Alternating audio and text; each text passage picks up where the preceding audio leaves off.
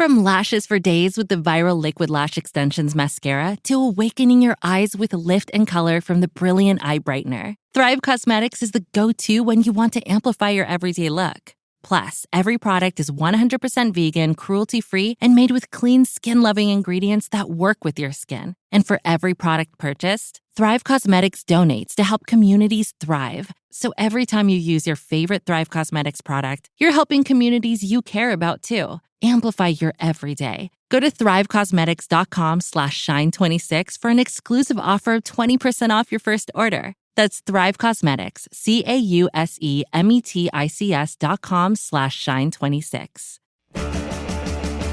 It's car con carne. Let's eat in the car. It's car con carne. And now here's the star of our show, James Van Alstyne. This right here is Car Con Carne, out of the car in a home. This is Casa Con Carne. Today, Car Con Carne, sponsored by Easy Automation. Are you looking to transform your home, office, or business into a smart, seamlessly connected space? Easy Automation is a local business. They're over in Aurora, a bucolic, lovely suburb, and Easy Automation delivers custom automation solutions that are tailored to your lifestyle. Whether you're upgrading your home entertainment, streamlining your office tech, or enhancing the atmosphere in your restaurant or sports bar, they've got you covered.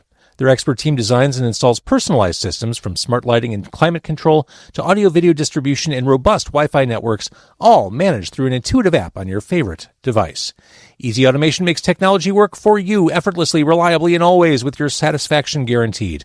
Visit easy-automation.net or call my guy Dan. This is his phone number. This will ring him directly, 630-730-3728, and take control of your environment today. Car Con Carne, also sponsored by Exploding House Printing.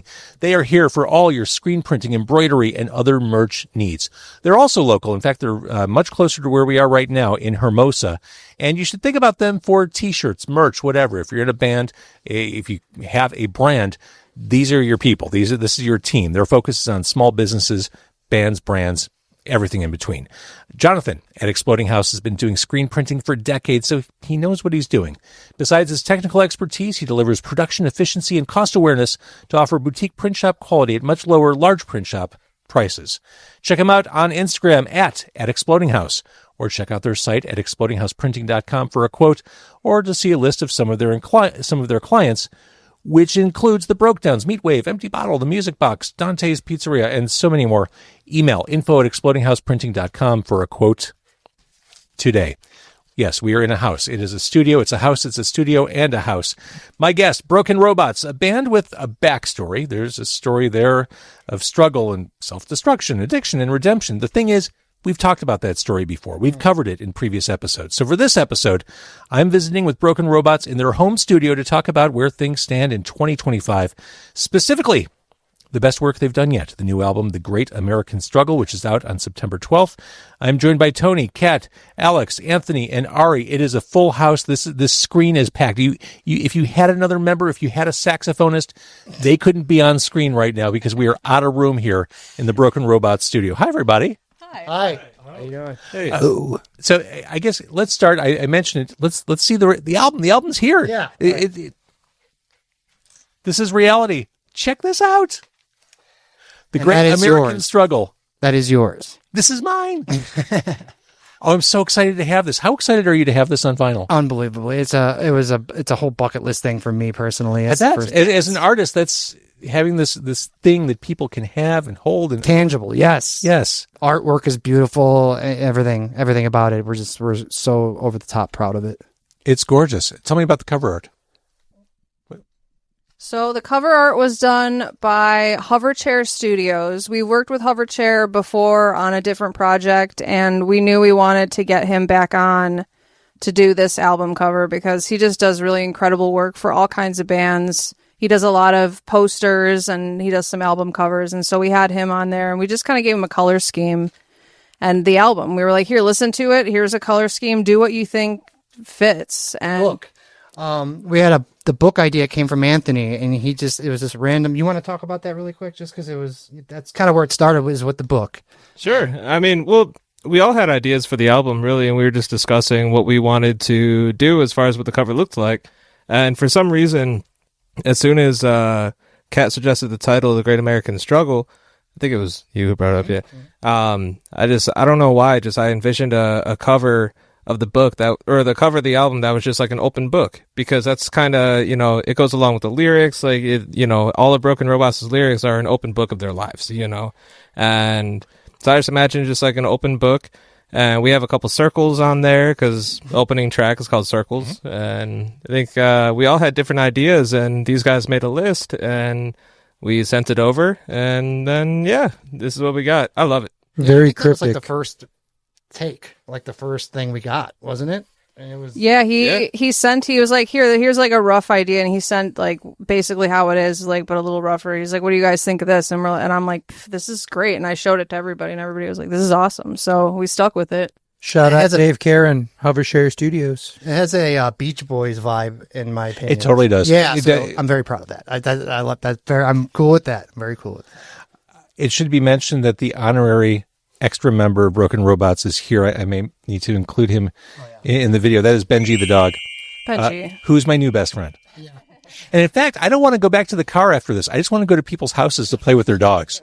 Like, that just makes this so much better. I mean, I love Broken Robots, but you add a dog to it, and it's like... And, this is where the album was recorded. You're sitting. I was going to ask. Yeah. So we're in your literal home studio. This is it. I mean, right around the corner is where you do living stuff.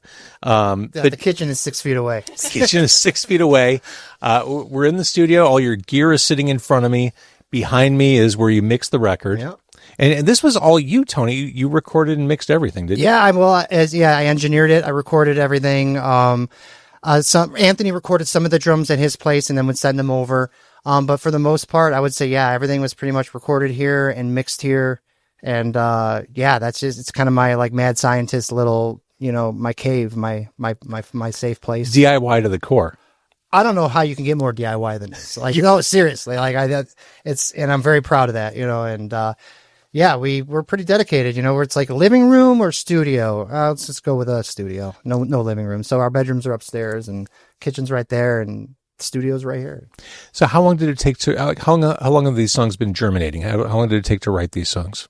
So it's so for the most part, I would say about a year. There was one song, What You Wanted, that started off like many years ago, like probably 3 years ago. And we kind of shelved it for a while. And then after we started working on this album, we're like, this song would fit in here really well. So we kind of brought that one back to life and re-recorded it and everything. And Circles started, gosh, when did we start that? Like 2.5 probably. Yeah, like 2.5 years ago. And we finished the album last September. So it's been done for about a year. So I'd say, about a year and a half. We definitely took our time on this one, and we had a situation where a member left, and that's kind of where we really dug in and it got kicked off, and like the album really started going from there. We were at a different location actually just for a couple months, and one member left, and Anthony came in, and that was actually the song that Anthony has the majority to do with Again and Again on the record. Released the other day. Yeah, and we just released that on Monday, and he put down the piano parts, the melodies right there, and we just kind of went from there, and we just haven't looked back since then. It's just been grind. It's just been nonstop. And Well, I want to dig into the songs on this album because I said it. I believe this is true. I think this is the best stuff you've done. Before we dig in, Tony, I have to ask about your health. I know you haven't had the easiest time over the past couple of years. Yeah, it's been really rough. The last year and a half has been the biggest trying times for Kat and I, no doubt. I woke up one morning, and this correlates to a song on the record, the needle, the thread, and the hospital bed. We can get more into detail on that in a minute, but that song is really about the events that led up, and when I found out that I had cancer. Wait, sorry, I've got to interrupt. I got to move the phone because Benji keeps like walking over it or breathing on it, and he changes. Like I'm scared to see the video because he keeps changing what is in the frame. So it may just be our feet. I don't know if it's all of us.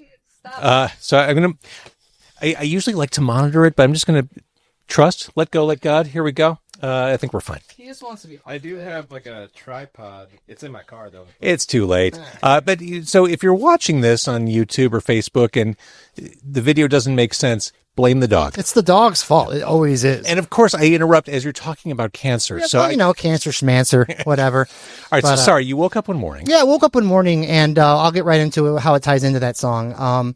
I woke up one morning, and my side hurt so bad. Kat had gone through some mental health issues. She had a nervous breakdown, and she was out for about 3 days at a facility just trying to get her bearings and stuff like that. And I was here at the house. I woke up the Sunday I was supposed to go pick her up, and I could barely get out of bed. My side hurt so bad.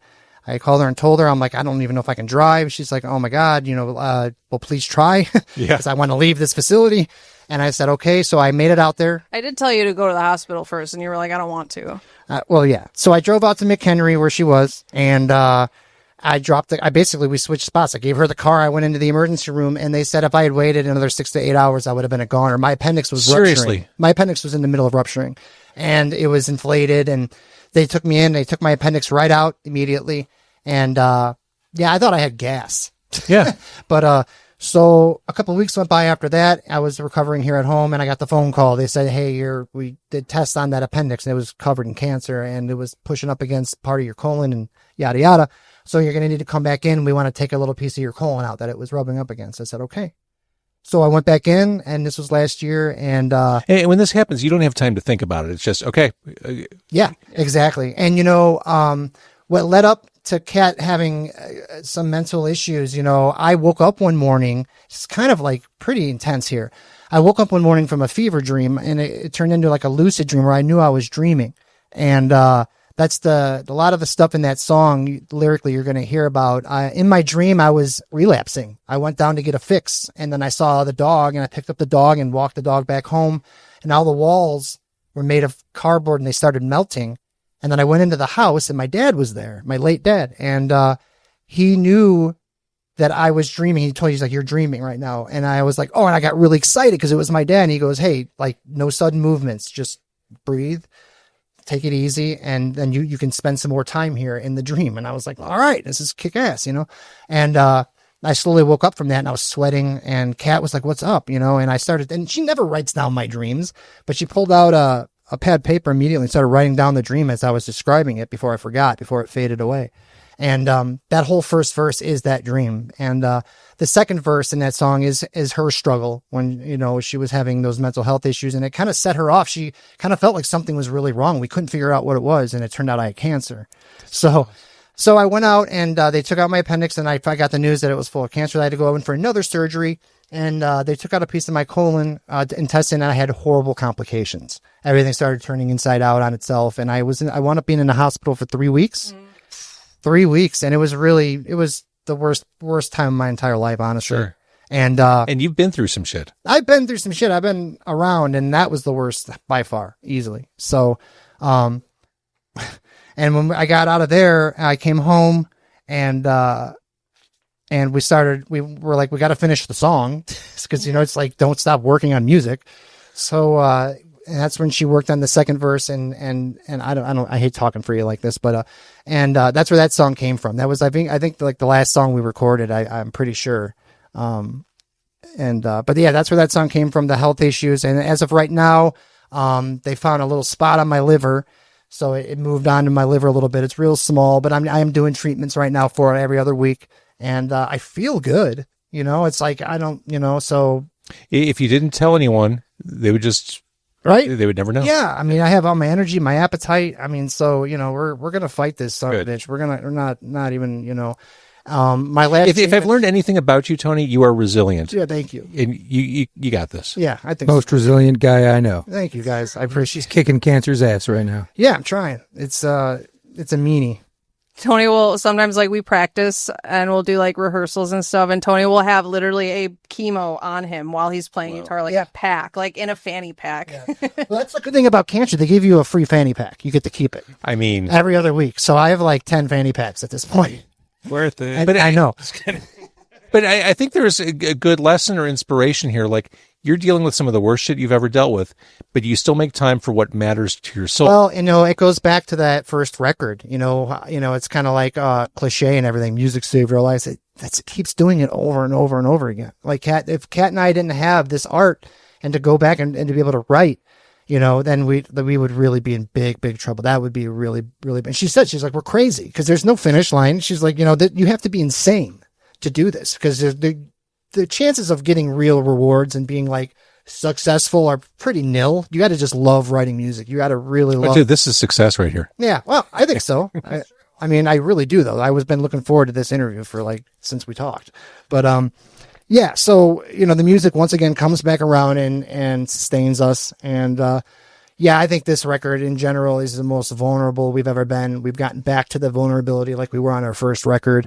Well, and then this time with some amazing players and everybody's contributions just top shelf. And it's just like, we're just hitting on all cylinders emotionally.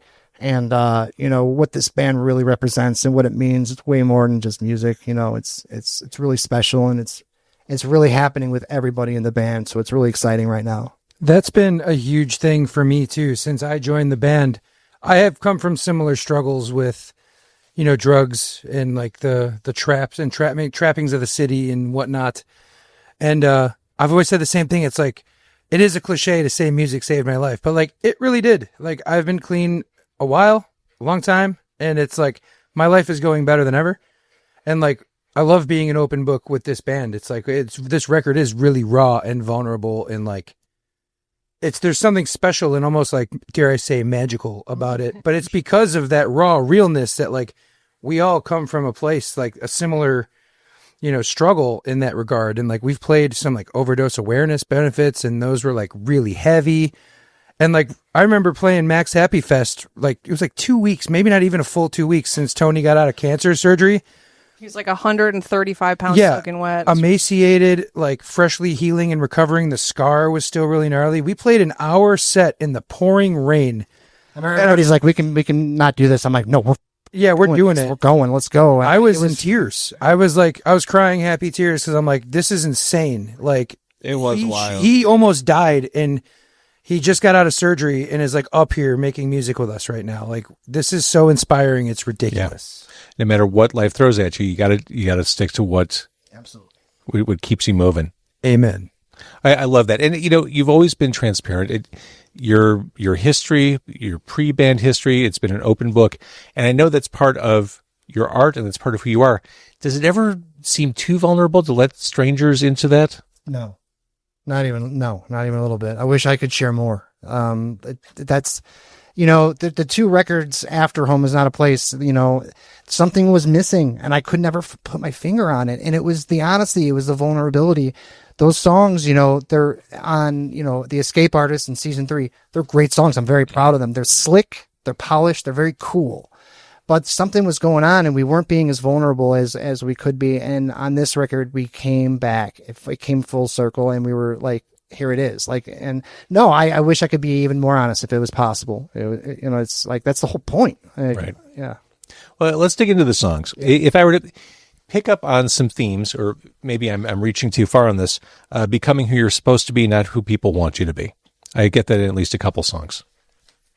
Absolutely. Yeah. It's, the past few years of my life have just been really strange. And I think part of the journey of like pulling yourself out of the gutter is turning back around and going to everybody that never thought you were good enough and saying, look, now I'm good enough. See, look, let me prove to you how much I am good enough. And let me do as much as I can to show you that I'm good enough.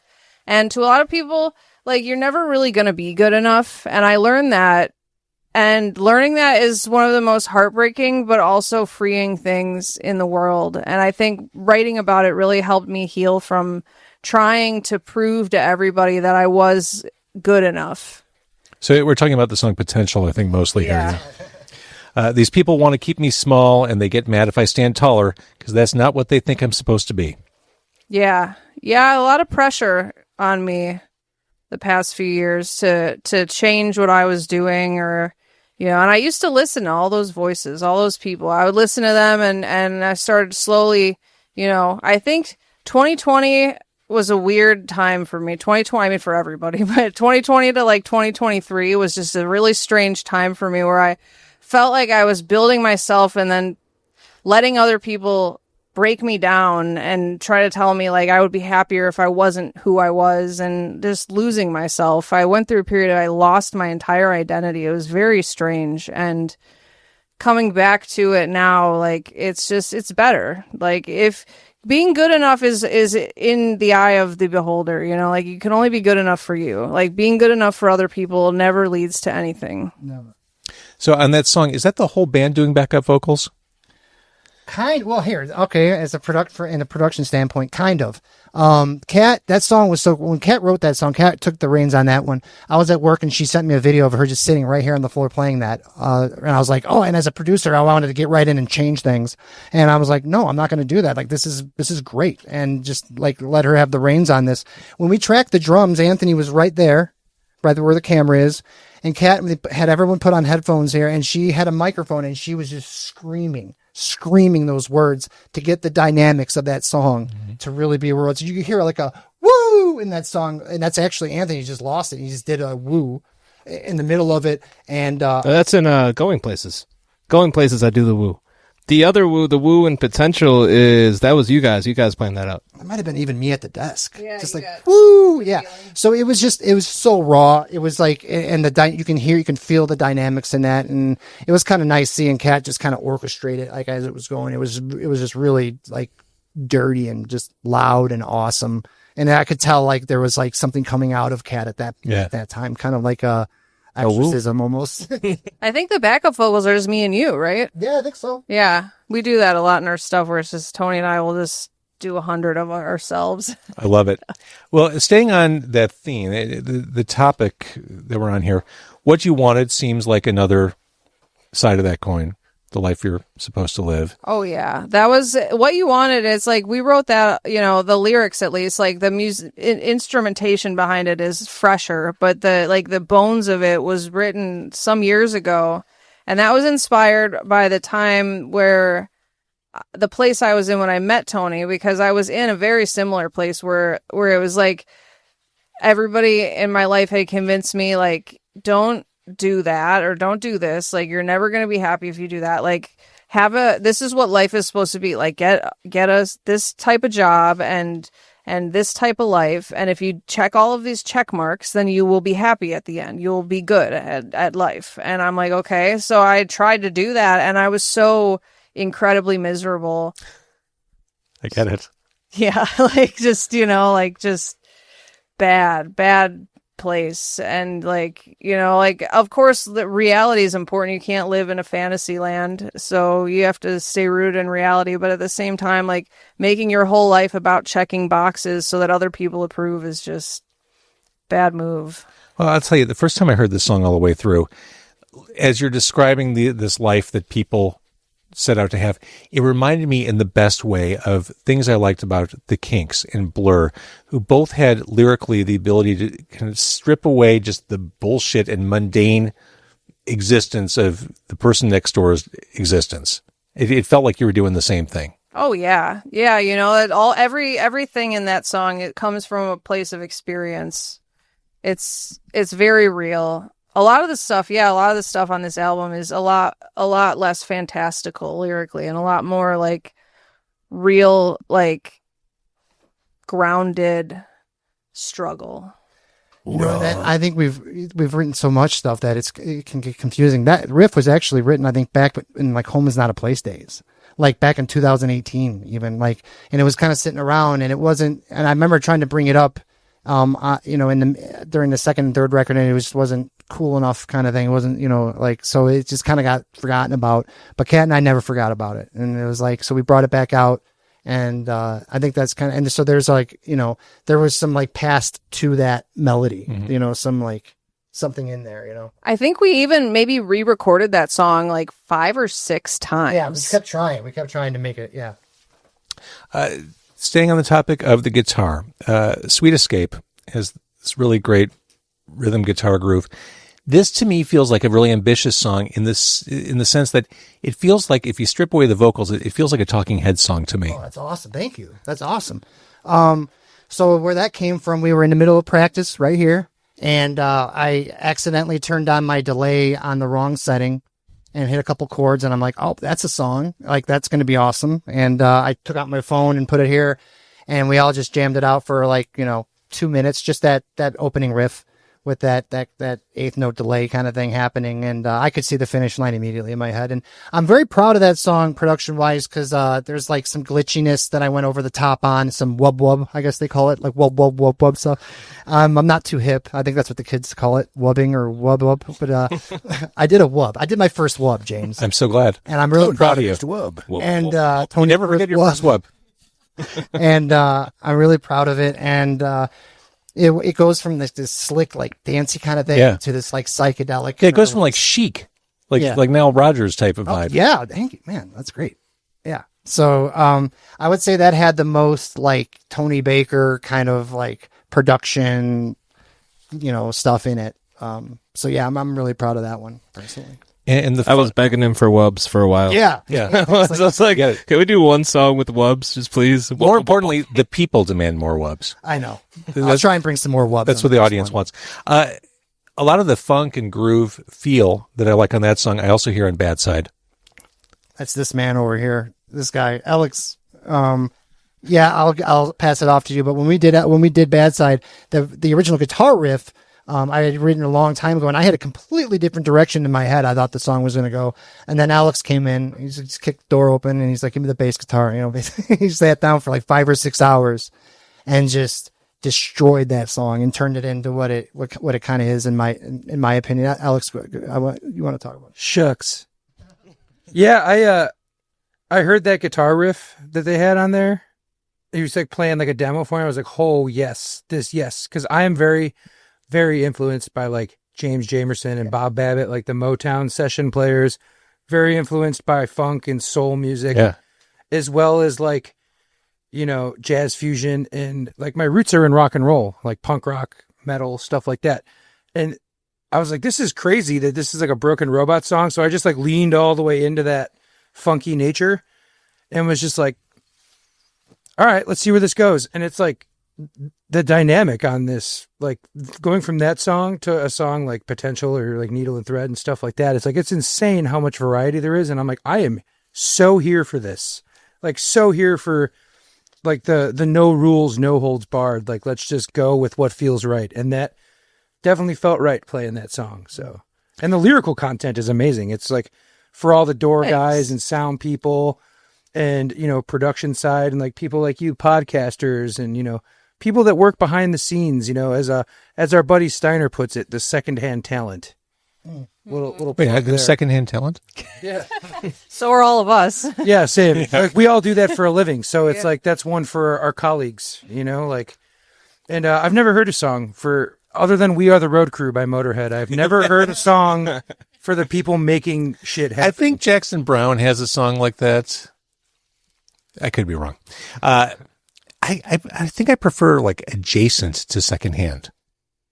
Adjacent, yeah. Just, yeah. So I feel thrifted.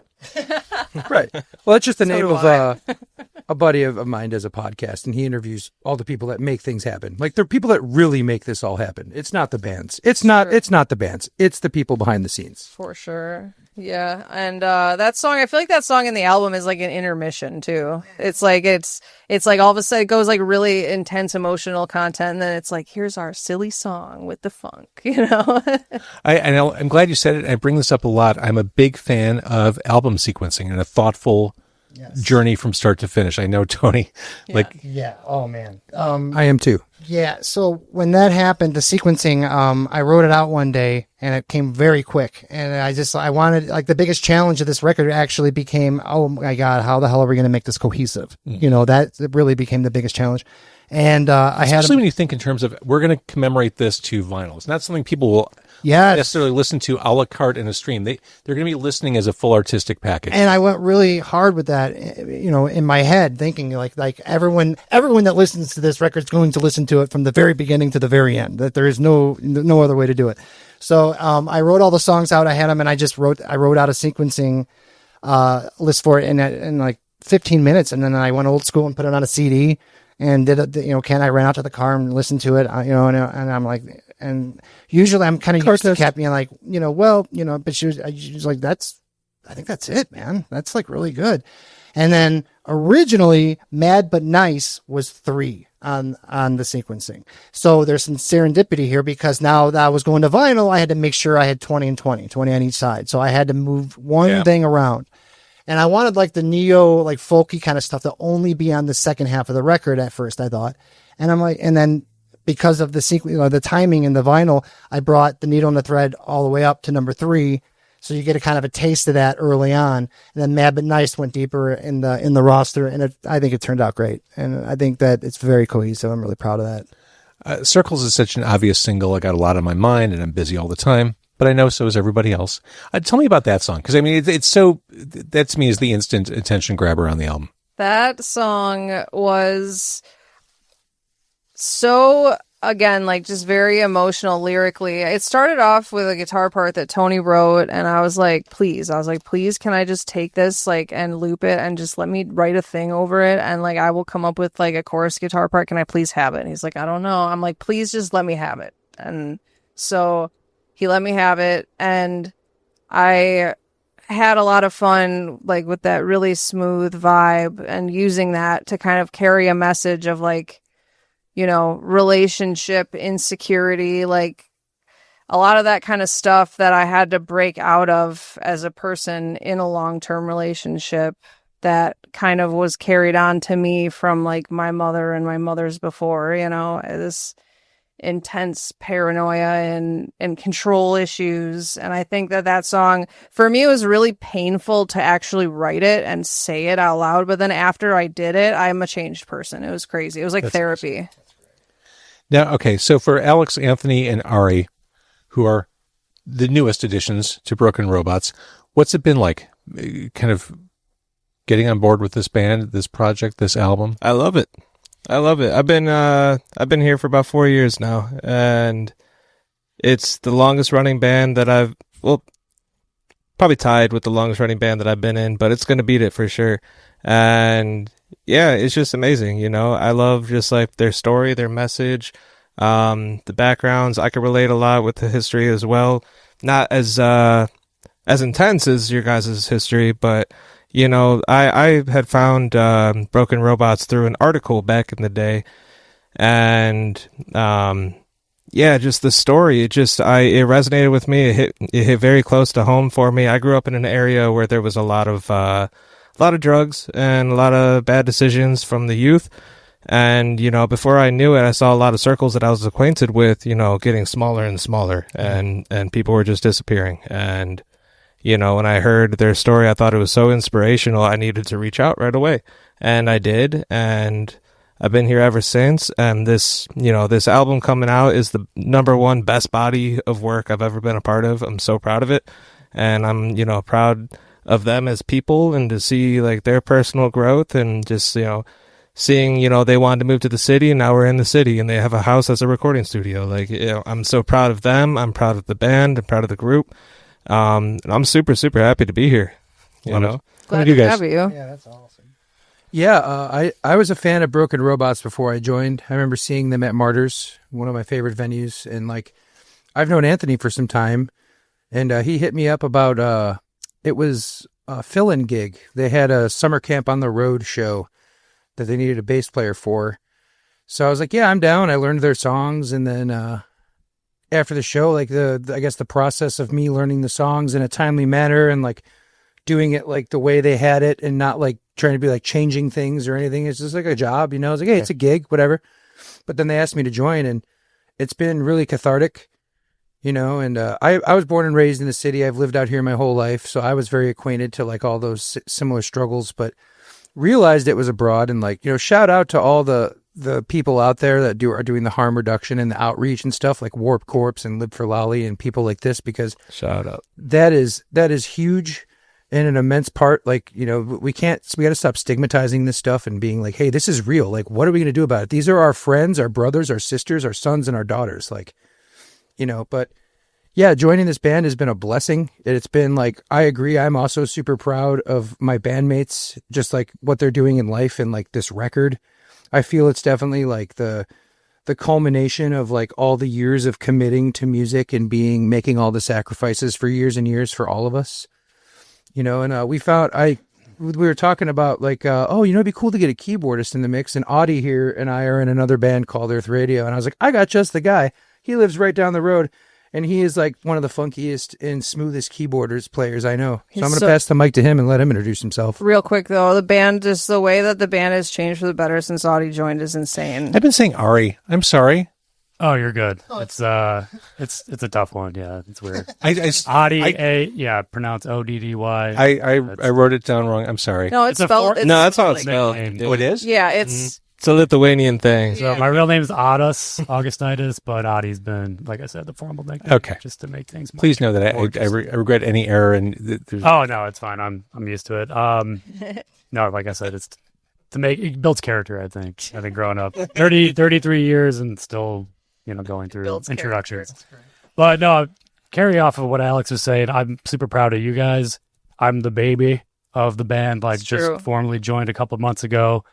I know we touched on Needle and Thread already, but the other week we were talking about like how cosmically how that all kind of came about, like the meeting behind the song, and then that's actually the only song that I actually recorded on the album. So again, I feel lucky enough to kind of just be a part of it right now because all the effort and how great this album sounds. I would listen to Circles and some of the tunes again before even coming over here, and I'm like, they're in the back of my head going to bed and like a mantra. But no, like I said, to his point, again, like Cathartic, I feel like I've known you guys for a lot longer than it really has. I've known Alex for a few years, but it's been new relationships with you guys. But again, it feels a lot longer than that. And Jeff and here getting together, I live right down the block. This is great to be able to do this. Can't wait. I think I'm parked in front of your place. It was super. It was supernatural. You joining the band too. Like it felt like you've been in the band already. That's one thing about this group is these are all some of my best friends right here, and it's like whenever like if any of us are having like a bad day, we post it in our group chat and we talk about it, and it's like we're all we all help each other out, and it's. Yeah, I don't know. I love what we have going. Something that really needed to happen so bad was for us to get off of like using backing tracks and a metronome, because we had to do what we had to do to make all the sounds, and it started out with a 3-piece band, then became a 4-piece band. Now we're a 5-piece band. And Kat said it like, it just all came together now. It's like, we're off tracks. We're no metronome. We're just an organic band. And it feels so good to just be this organic thing happening with, no outside elements. And I hope I can, again, lend to the body of work and kind of add my own, feeling to it without besmirching. Oh, we all can't wait to write with you. Yeah. I'm sorry. So much. I'm already just totally interrupted. But I'm already excited to write the next one. Can't wait for winter. Can't wait. Yeah. Winter is when we write. It's woodshedding time in Chicago. Yeah. Okay. There is a record release show for this record that is on the 12th. September 12th. September 12th, yes, at Livewire Lounge in Chicago. Livewire Lounge. The crown jewel of the Avondale live event scene. Only 100 tickets, and we will have these vinyls. We'll be there. Only less than 100 vinyls left. Wow. Yeah. And 99 now. 99. Woo! So yeah, there's a ticket link for the show. I recommend getting tickets as soon as you can. It's going to be a blast. We're playing the whole record from beginning to end. Great. So yeah, our good friend Sun Volume, also from Chicago, are joining us, opening off the show. Yep. Great guys. Great as the kids say, Broken Robots, just 10 bangers on here. That's what. 10 bangers. Oh, that's what they say. That's because there's wubs on there. That's right. Wubs. It's basic. Wubs. It's basic calculus. Multiple wubs equals 10 bangers. Yeah. Mm-hmm. If you look on the cover art of the record right here, that is actually the calculus formula for the wubs. It's right there. I was wondering where you were going to go with that. Well done. They're characters. Done. Yeah. Okay. First and foremost, I know you've been through some shit. You've been through more shit after that. You stay healthy. You got this. We're all behind you. Mm-hmm. Kat, that goes for you too. Mental health is important too. Oh yeah. No, my mental health is number one. I focus every day on getting sleep and eating healthy food and making sure I get exercise and doing music. And that's all the most important thing. It's like the food too, eating healthy. I think like that's some people even said they're like, Tony looks better now than he has in like a couple years. Another thing though, Kat, that you've done is you've gotten all the assholes out of your life. I'm sorry to say it. It helps. It helps you glow. There's a glow that happens when you have an assholectomy. Yeah, literally. I had that procedure done a couple years ago. I feel great. I highly recommend it. Liberating. I love you guys. Congratulations on this. This really is an achievement. Tony, I'm sure I can't even imagine the after hours work you put in to a couple 2-3 minutes. A couple 2-3 minutes. Yeah. Hey, congratulations, guys. We'll see you on the 12th. And thank you for doing this. Thank you. Thank you so much. Thank you.